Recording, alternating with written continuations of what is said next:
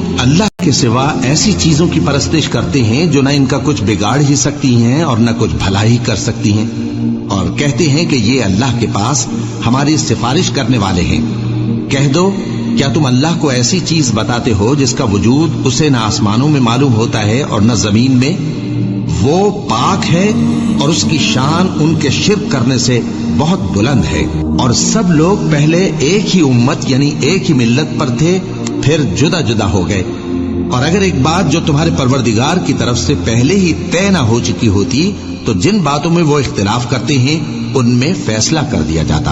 और कहते हैं कि इस पर इसके परवरदिगार की तरफ से कोई निशानी क्यों नाजिल नहीं हुई? कह दो कि गैब का इल्म तो अल्लाह ही को है, सो तुम इंतजार करो, मैं भी तुम्हारे साथ इंतजार करता हूँ। और जब हम लोगों को तकलीफ पहुंचने के बाद अपनी रहमत से आसाइश का मजा चखाते हैं तो वो हमारी आयतों में हीले कर